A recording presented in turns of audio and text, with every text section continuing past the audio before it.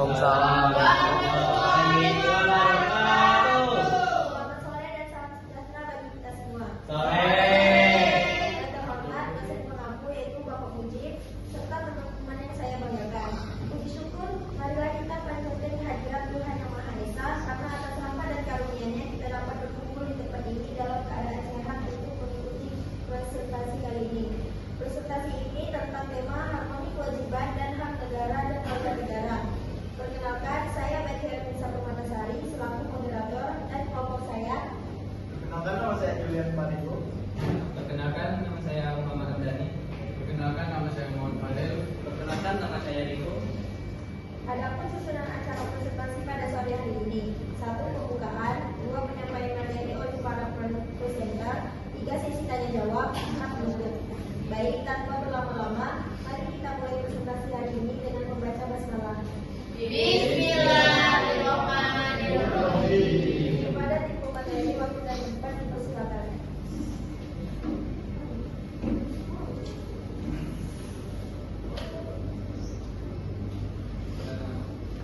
Konsep dan konvensi. Apa sebenarnya yang dimaksud dengan hak kewajiban itu? Hak adalah kuasa yang menerima atau melakukan sesuatu yang semestinya. Wajib adalah beban yang memberikan sesuatu yang semestinya dibiarkan atau diberikan oleh pihak tertentu. Hak dan kewajiban merupakan sisi yang tidak dapat dipisahkan. Konvensi dapat menciptakan keseimbangan antara kepentingan individu dan kepentingan umum.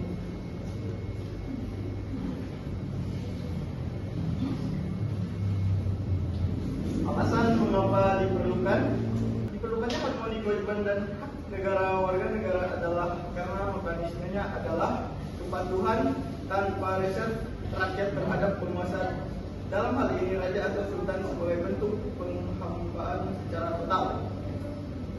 Keadaan yang sama berlangsung tatkala masa penjajahan di Nusantara, di mana horizon kehidupan politik daerah penjajahan mendorong aspek kewajiban sebagai postulat ide dalam praksis kehidupan politik, ekonomi, dan sosial budaya, dan untuk menjaga stabilitas sosial dan politik agar setiap warga negara memahami tanggung jawabnya terhadap negara, mencegah konflik antara hak individu dan kepentingan negara.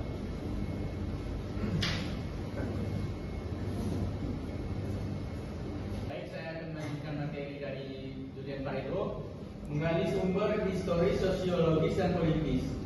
Secara historis, menetapkan hak asasi manusia terjadi di dunia barat Eropa.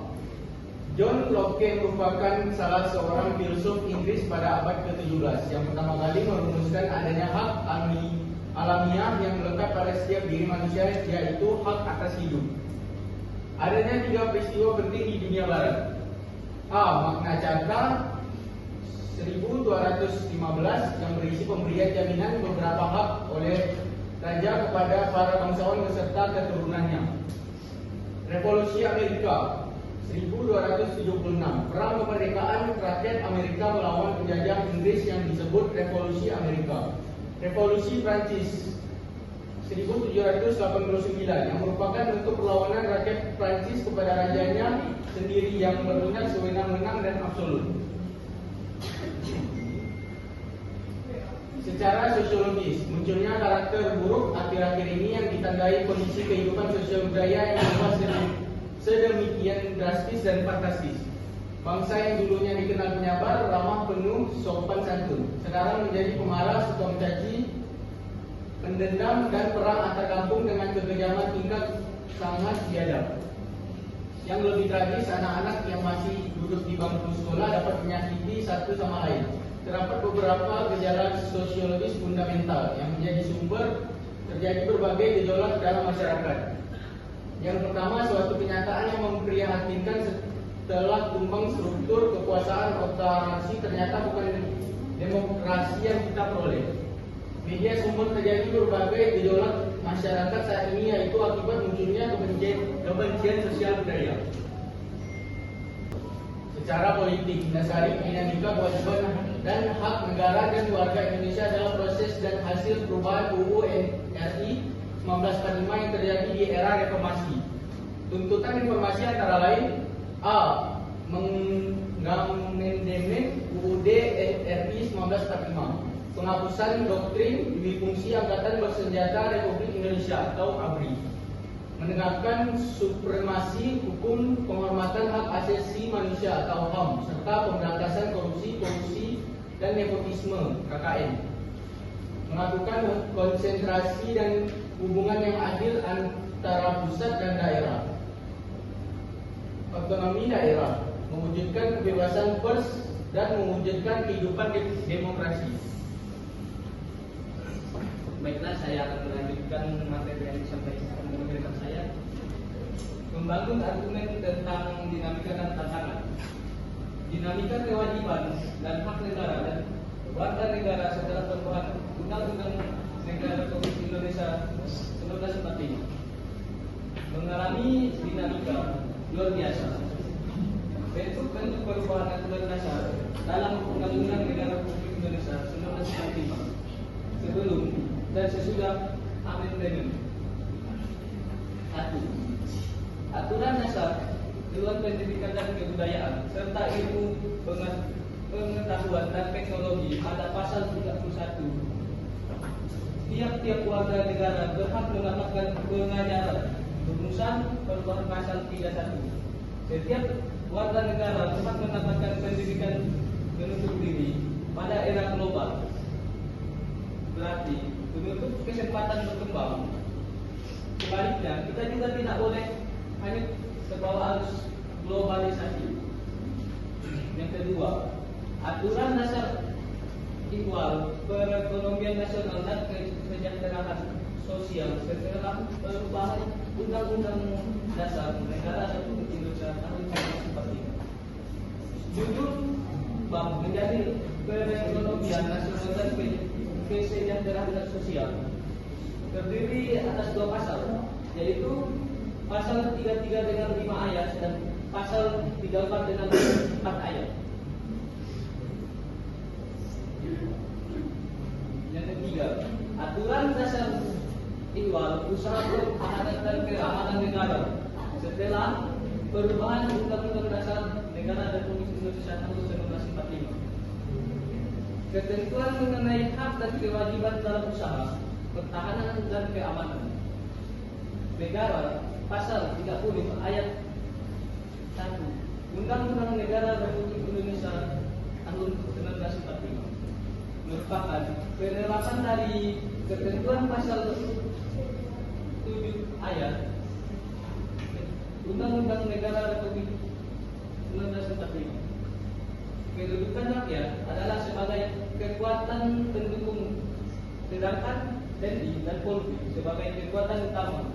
Sistem ini menjadi salah satu ciri khas setiap pertahanan dan keamanan Indonesia yang bersifat semesta, yang melibatkan seluruh potensi rakyat, warga negara, wilayah, sumber daya nasional secara aktif, terpadu, dan berkelanjutan.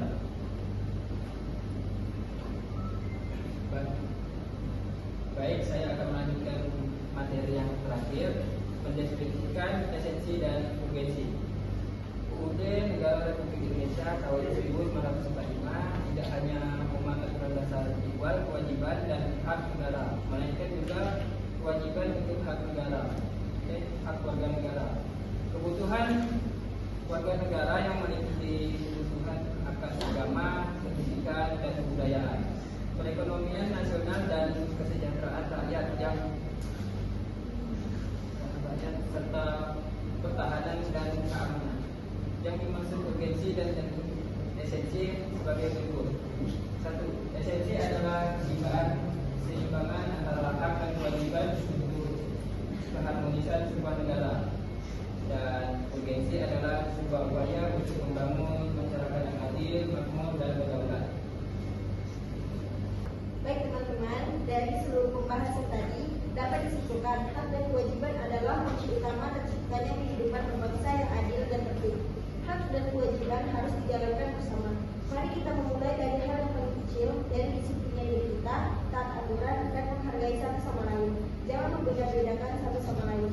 Selanjutnya, sesi tanya jawab bagian ini bertanya di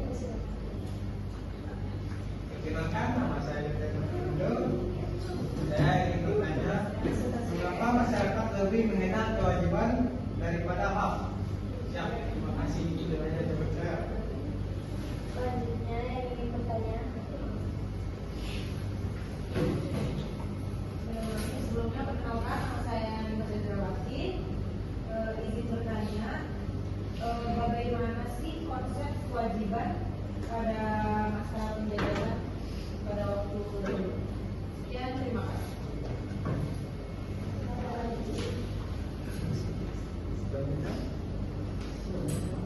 Siapa yang ingin bertanya?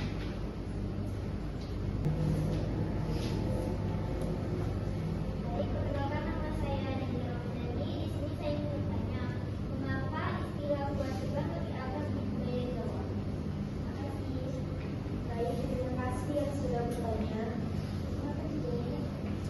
Baik, saya akan menjawab pertanyaan dari saudara Rizky atau Fernando.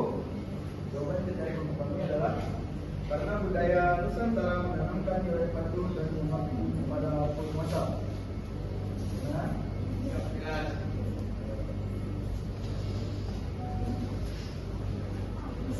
Baiklah, saya akan menjawab pertanyaan dari Minas Israwati. Pertanyaannya, rakyat lebih ditingkatkan untuk taat dan berkorban daripada menuntut hak. Apakah jawabannya sudah tepat atau jelas? Terima kasih.